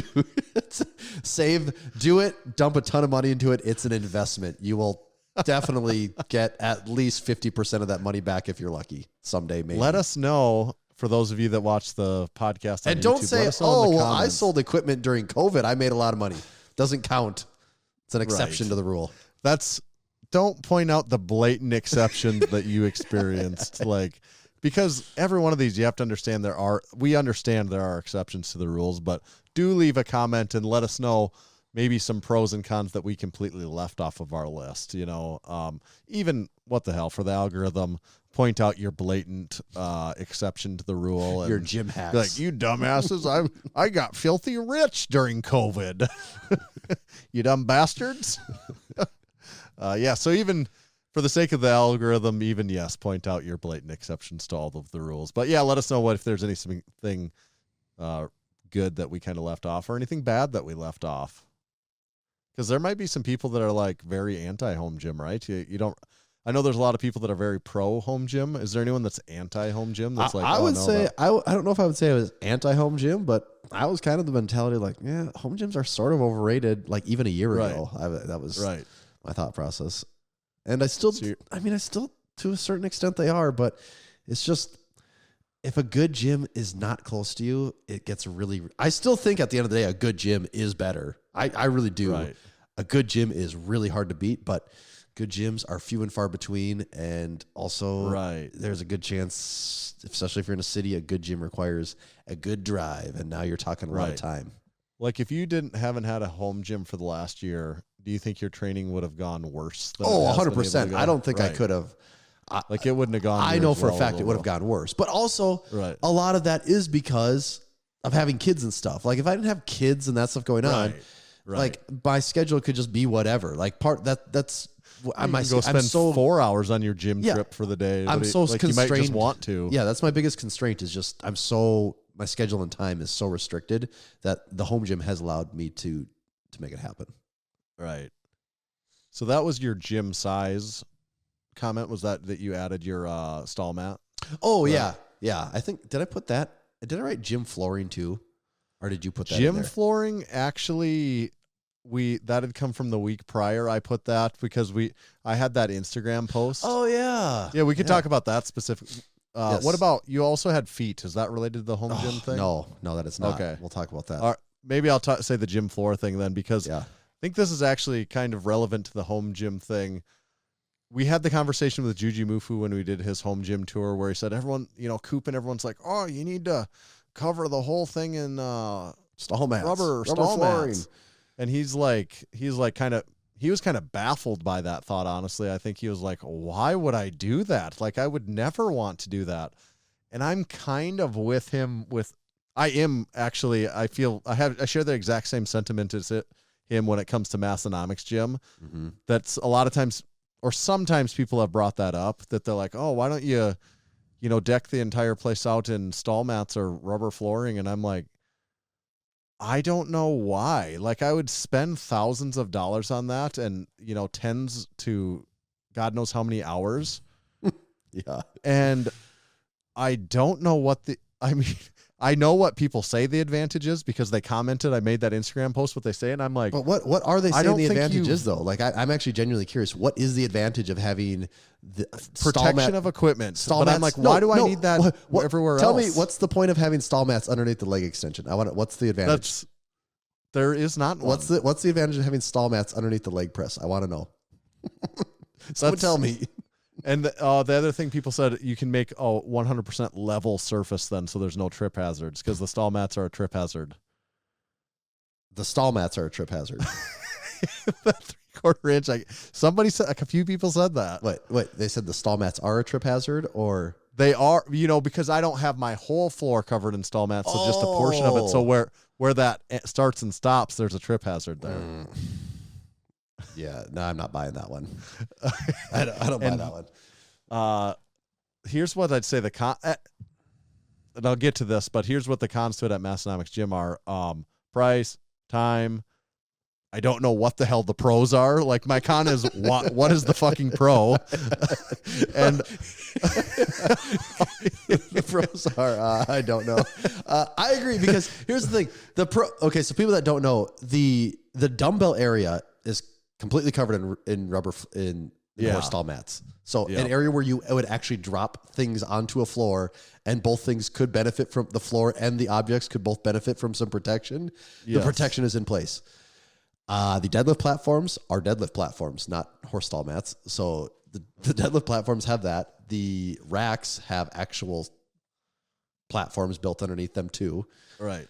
So You need rubber flooring under the bench presses. I mean, some people might say for grip you do, but that floor is also not slippery. Right. And we have, The floor, I've never had an issue with my feet slipping there. Have you? Well, and some people just put the mat. We have, and there are mats everywhere. squares. People, People will put squares them. under the. The other thing, like, from a cleaning of the gym, not that it's the cleanest gym or that I clean all the time, but it's a lot easier to clean the bare concrete floor than it would be if I had 10,000 seams of. That's what I'm saying. Oh, you just tape them all. Well, guess what? That's what people, and you know how well tape works good when you're in your home gym and you're the one person there. You know how well that lasts? I can tell you how well that lasts. I used to, all mine were taped. You go now. I've never actually picked up any tape of that. It's gone. And I used the best, but it's getting walked on 100 times more than somebody's home gym. People don't get this. Is like if you use your gym every day, okay, it gets one person on it every day. A gym like Massenomics might have 50 people on it in a single day. It gets used more in a week than yours might in the entire year. Yeah.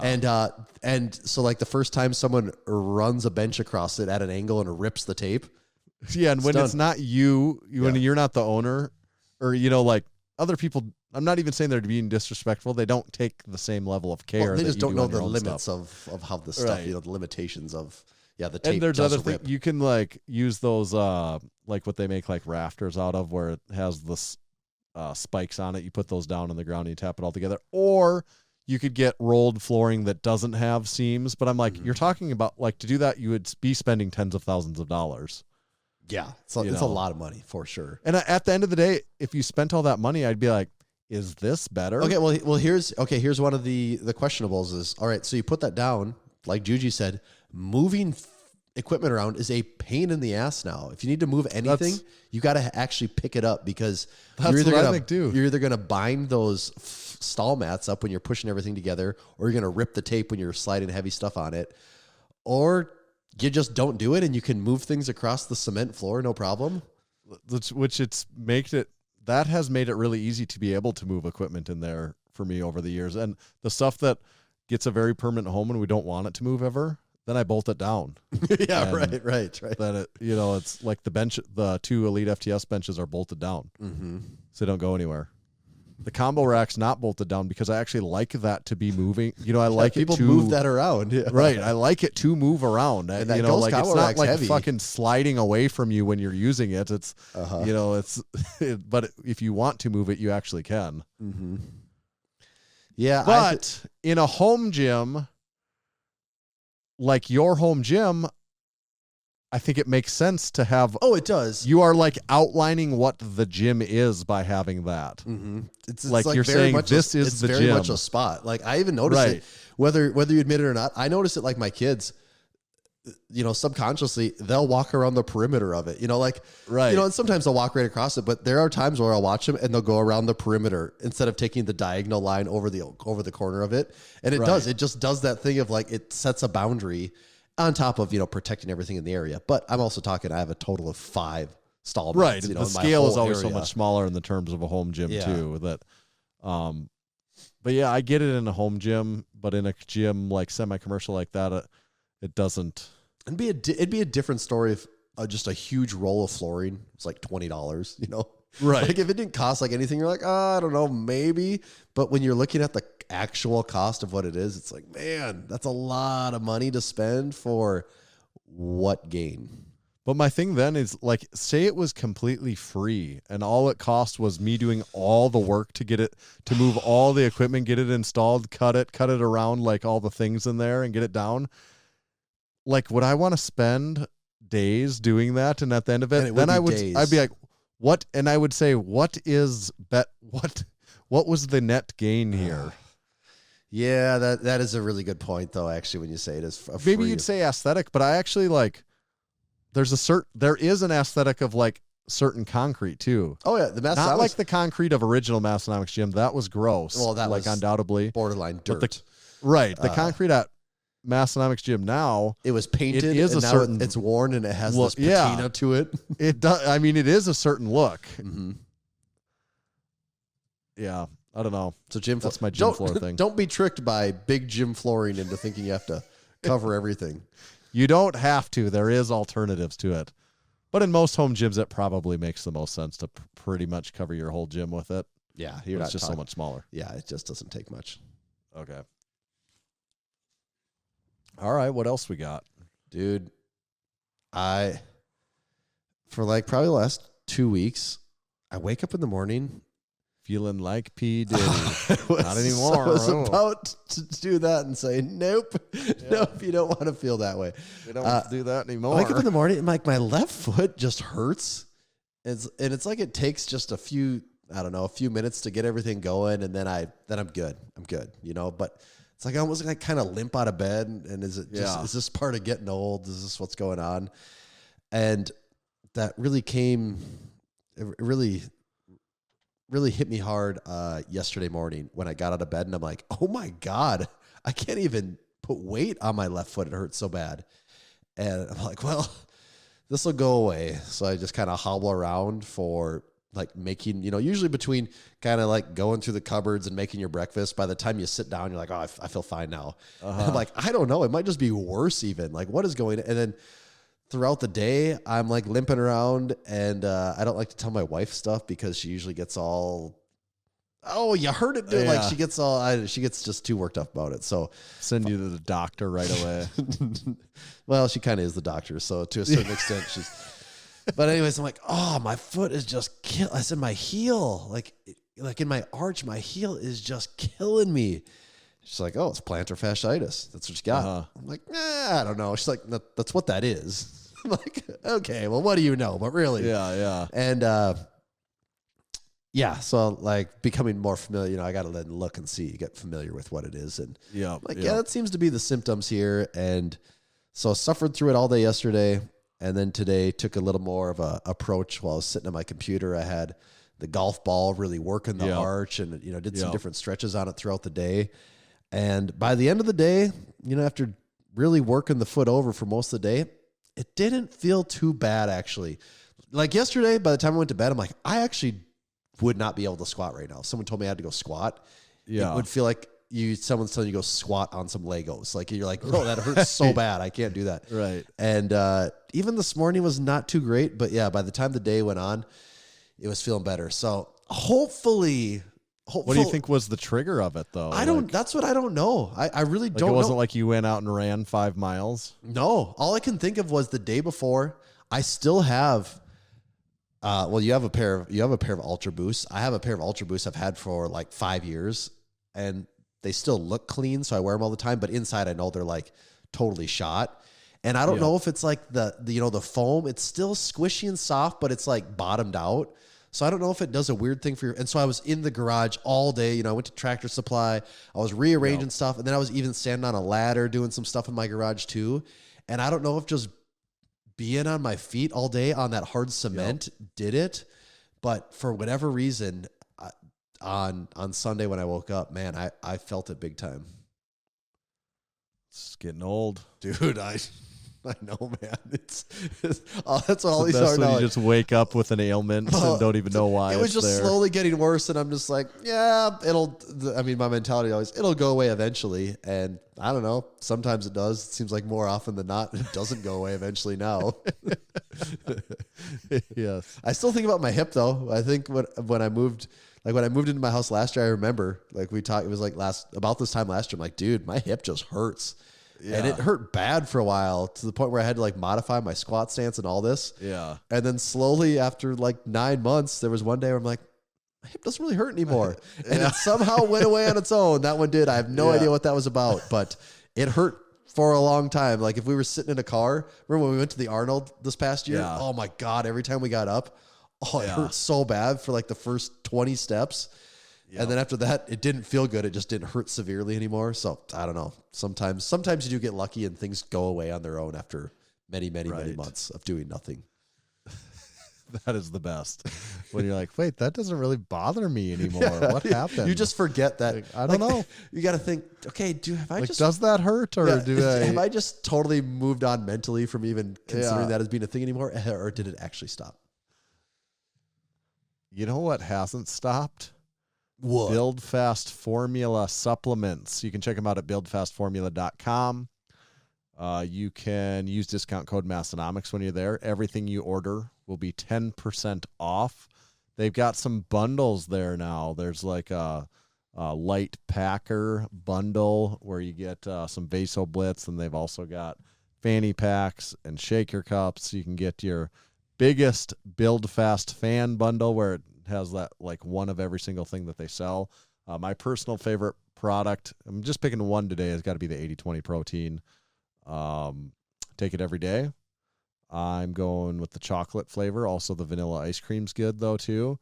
You can't go wrong with either of them. And like I said, 10% off every order. Also, if you sign up for a subscription on any of the products like the protein, if you use it all the time like I do, you can save another 10% at buildfastformula.com.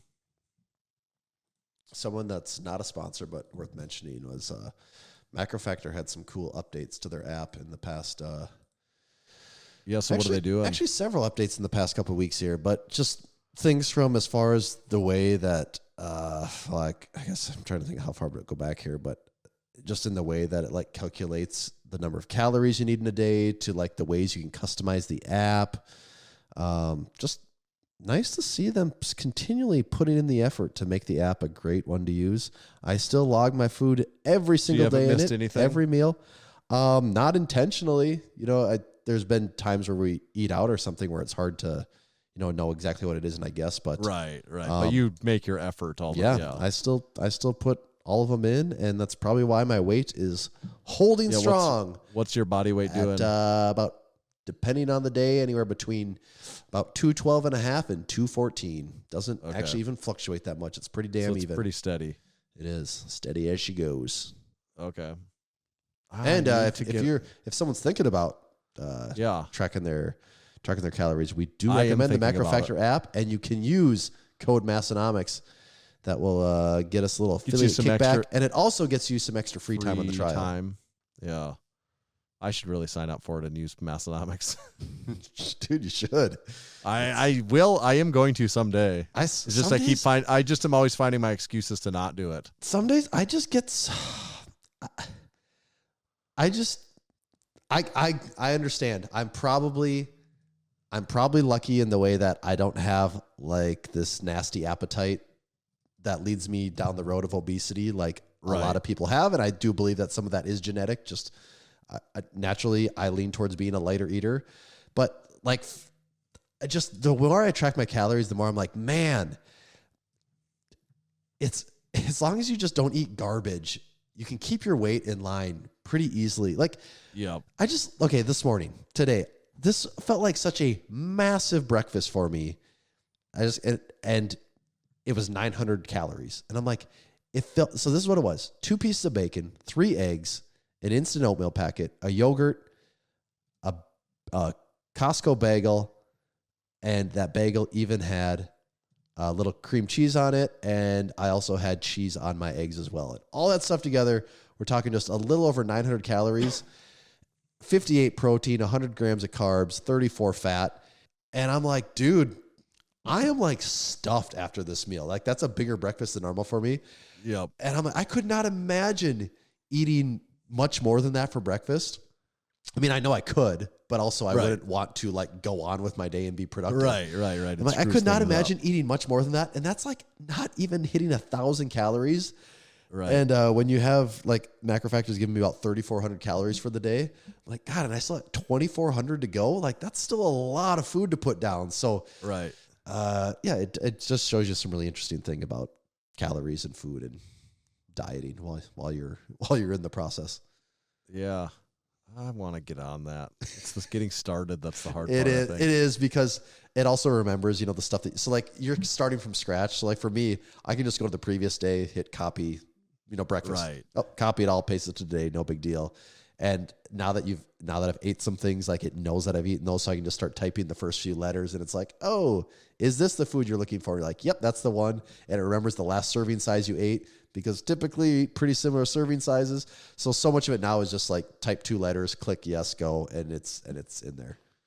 Telling yourself you're too busy is the easiest excuse to get out of absolutely everything you don't feel like doing at the time. Yeah, and it's really this one. Like, I honestly don't know.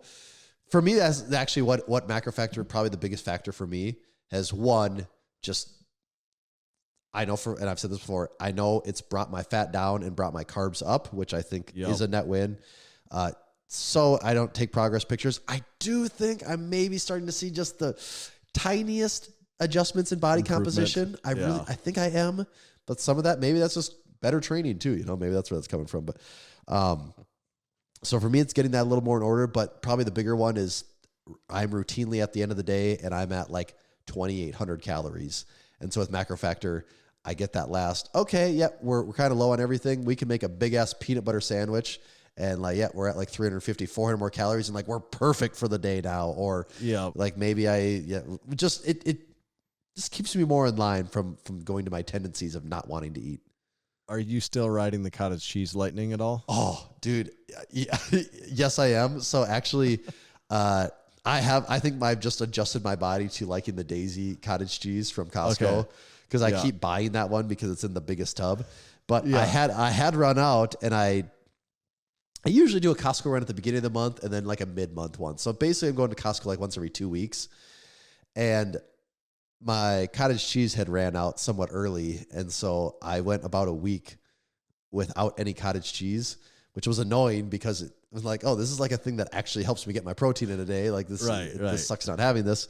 So get the cottage cheese. My wife also got some cottage cheese from Target, but it was not the good stuff that you like. It was just the Good and Gather, the Target brand.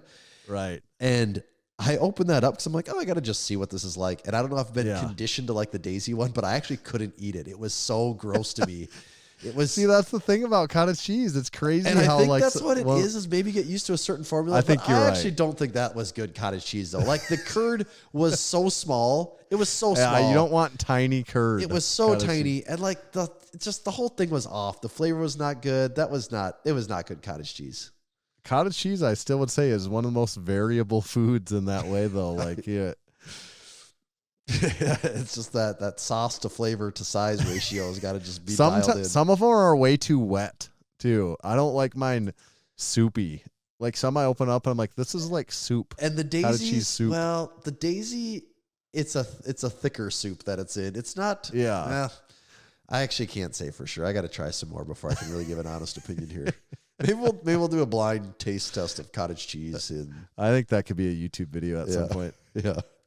Do check out our YouTube video. Our last one that came out was the Freedom Fitness Equipment tour of his facility. I thought that video was really fun. Yeah. Like it's been a while since we shot that, and I got to watch it. And I'm like, this was Ashton's a good dude, and I thought that there was some, a few funny moments in that video and stuff, and you get to actually see quite a bit about what he's what a good guy has going on, like building a business and like successfully building a business from the ground up and still kind of like in some of those earlier stages. And I thought it was pretty fun. Yeah.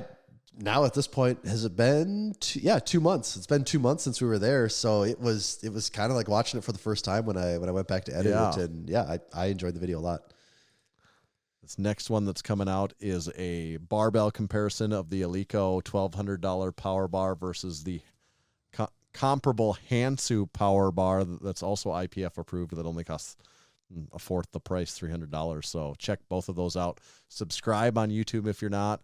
Like videos and comment. Help us out on the algorithm there. Our YouTube is growing which has been really fun to see, where everyone knows that you listen to the podcast. We've been working on our YouTube a lot, and it's kind of starting to pay off a little bit, which is really satisfying, and we'd love to see it continue to trend that direction. Yeah, so watch it, comment, like, tell your friends to do the same thing.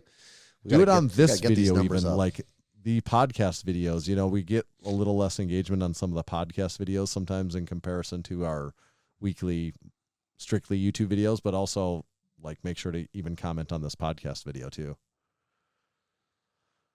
Anything else we want to cover this week? We should probably mention Crew Falls, really. Oh, yes, a couple things we should. got going on there. So we're going to have, in Crew Falls is going to be a mainly Friday and Saturday event. And on Friday, we're going to have the Golden PP Grip Gauntlet Home Gym Grip Challenge as a part of Crew Falls December to Remember. It's going to be in Tommy's home gym.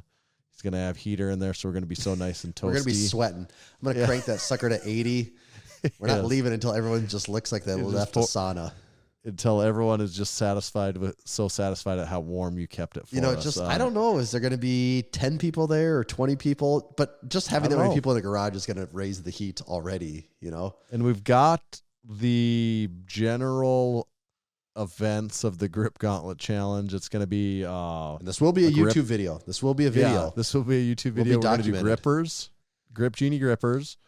We're going to do Grip Genie Rolling Thunder Handle. We're going to do blobs. And we're going to do probably a hang. It's going to be I'll give some details on it. There's going to be a hang for time using the PP and some other stuff there. So that'll be the main thing. We also do have a dynamometer. Whatever I kept saying wrong. Yeah. The hand grip measuring tool thing. Right. We're going to have one of those also for fun. Some elements we're stealing from our video with Juji Mufu, and we're just bringing it so fun. We think everyone should experience that. Can someone cover you in chalk again? Oh, God. Also, that'll be in your gym, and then you got to even clean it. Like, you also have to it's in a garage, so it's not that big. Yeah. I do not have that much chalk to make a mat. I'll probably have to tell you to bring some chalk with you, Tanner, right? Somebody already said they were going to bring some chalk. Did they? Okay. I just have one block, and I don't really use chalk hardly ever. There's the tiniest amount on my heaviest deadlift days, which means that I don't use chalk that often. So can we recreate it and just have like Bryce? He's just gonna dump a chalk bowl on your head before it gets started. I'm just covered. People show up. I'm just covered in powder. Like, it's your own house. Why are you dirty? It's a Grip Gauntlet challenge. I got to do it. Got to be ready. It's tradition. Then we're gonna hang out Friday evening after that, and then Saturday is kind of even the bigger day where we're gonna meet together for breakfast. We're going to go to Las Campiones gym in Sioux Falls, and we're all going to lift there together. We'll do another YouTube video of that experience. That should be a lot of fun. We'll do a gym tour video with Big Casey, the owner and operator there. We're going to find out about the legal structure of the gym once and for all. The ins and the outs of how this whole thing's structured. That's what the tour is going to be. We're going to be like, oh, no, we do not want, we're not interested in the equipment. Can you get out your paperwork and we can go through. Let's go pull up your computer here. We got to look at some stuff. Pull up the state of South Dakota. Got to look up some official documents with the Secretary of State here. And then Saturday night's kind of the final shindig or owner. A couple locals are coming. Few Massenomics gym people are making the trip. You know, we talked about your brother flying Ryan. Mm-hmm. Big Tom from the gym said he's going to come. Oh, wow. Okay. He told me that today. He's like, I got to fill out that form thing you got on there, but I'm planning on coming. So we get Big Tom there. He competed in the powerlifting meet last year. This year he's doing the strongman though. He's signed up for the strongman, and then Darren is coming also. So wasn't Darren going to come last year? And then the storm. He was, but it was a very icy blizzard that I barely made it. That it was very sketchy getting there, so I couldn't blame him last year. Yeah, it'll be fun having Darren make it. Yes, so it'll be getting a few more of the Aberdeen, Western Northeast South Dakota natives involved in the action. It'll be fun. I did look the other day because I was in the neighborhood. I had to go to Best Buy for something, and I'm like, the gym is right here. I know it's here somewhere. And I drove over, and the gym might be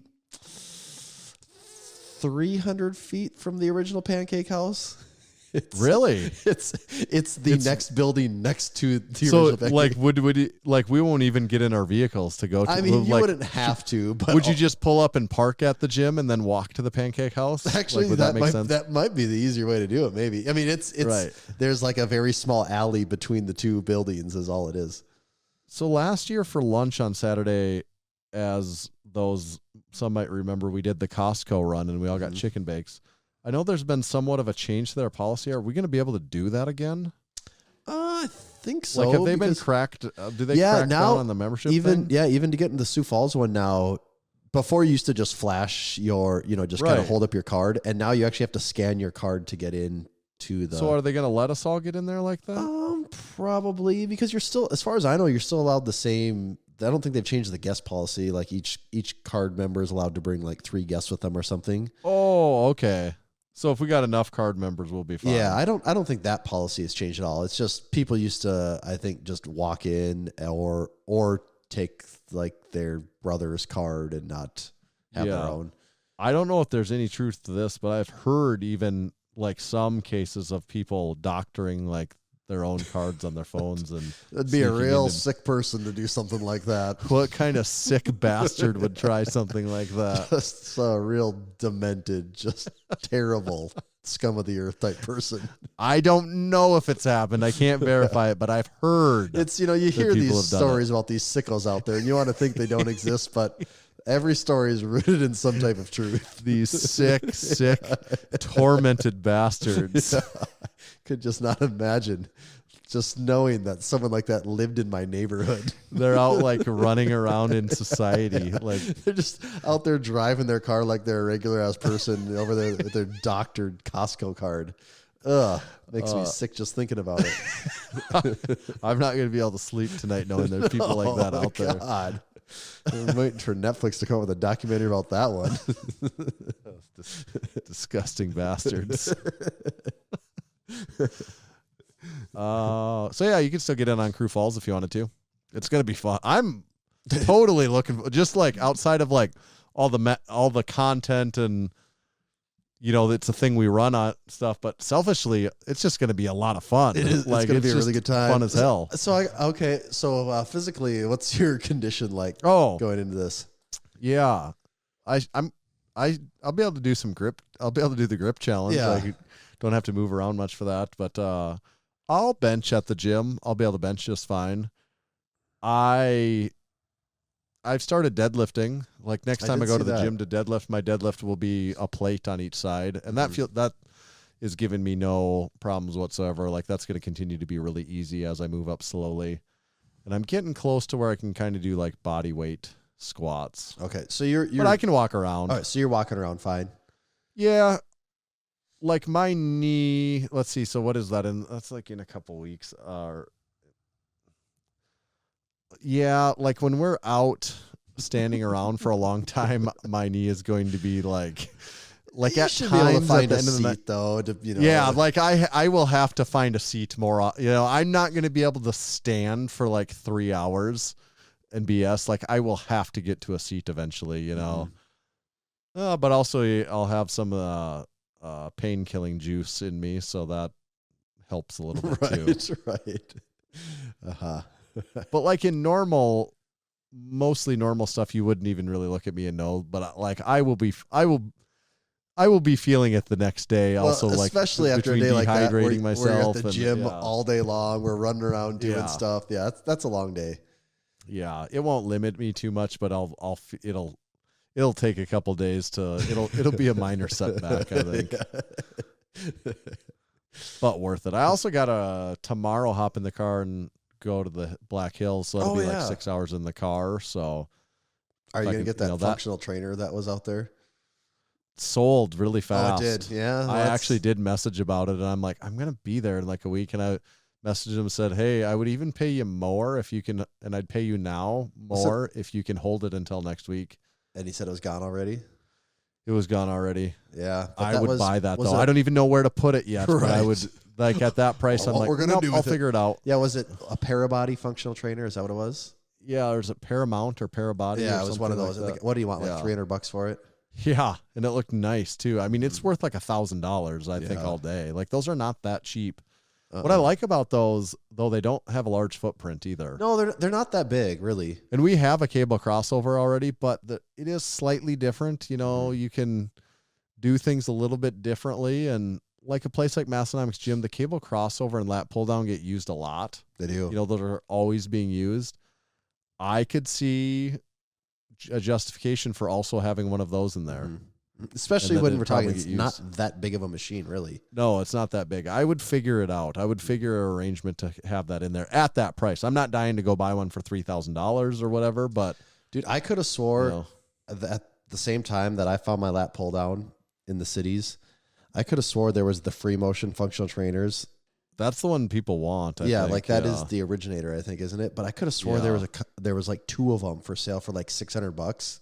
Maybe that's all they cost. I thought they were more than that, but Yeah, I don't know. I still, you see them, and like under 1,000 seems rare. Like it seems like Right. they're usually 1,000 or Right. more. But, I mean, I could.